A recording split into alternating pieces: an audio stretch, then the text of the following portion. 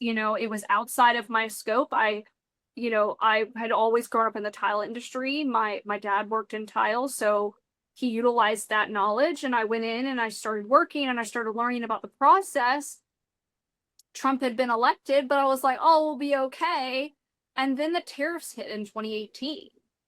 And my international domestic logistics job was now facing some real consequences. We were a small company, a small business that helped source for bigger companies that people would recognize the names for. And overnight, I had $3.5 million worth of freight on an ocean liner that all the contracts were paid out for. And we were trying to figure out how we are going to pay the additional, because I think it went up to 30%. Don't quote me on that for the keyboard warriors who might be watching this. I don't remember exactly the tariff amount, but I remember it was enough of a jump for the owners to literally say, well, I guess we're going to go out of business. Ugh. And they didn't go out of business, but some of us lost our jobs. And I was one of those people. My job was outsourced to China. I had went from being a sourcing coordinator who could tell you how long it was going to take, put in special orders, etc. Literally learned all the things about freight and tile, etc. Importing from China, Italy, Spain, and India, to having to figure it out again. And, I worked temporarily at another job and then found another job. We decided to move back to Tennessee because we were living in Texas at the time. And moved back to Tennessee, get a domestic logistics job, learning all about more of the domestic side than I had before. And then the pandemic hits. Mm-hmm. And Trump handles it the way Trump handles everything, which is not good. And I witnessed an industry, truckers and, freight, go from what would have been $900 to $5,000. And again, I lost my job. And I lost it for two reasons: the pandemic, and also I was a new mom. And there were no protections for new moms, and I was forced to come back from maternity leave before I was ready. And I lost my job. 4 days after returning from maternity leave, I was written up for poor work performance. Wow.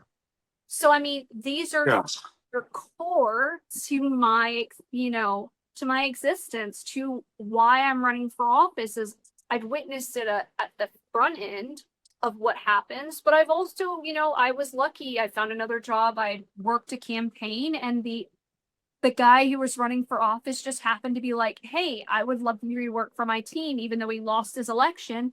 And I got a job and started in the tech industry, where I became tech support. I tell old people when I go out and I'm trying to explain my job, I'm the person who asks you to turn it off and on again. That's me. Great.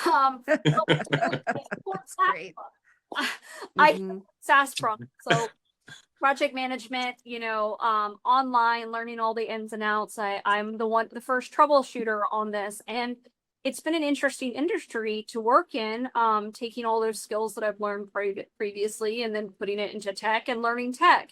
But now I get to also witness what happens, in the tech industry, because not only did I get to experience what was a positive, post having baby experience with my second child, I also witnessed what happens with those lack of protections in a job, because your brain's just not ready to come back for work. It's just too much to ask a person who has literally grown a whole human for almost an entire year, gives birth to it, and then is in the thick of motherhood and parenthood, to come back to work and pretend like she can answer an email.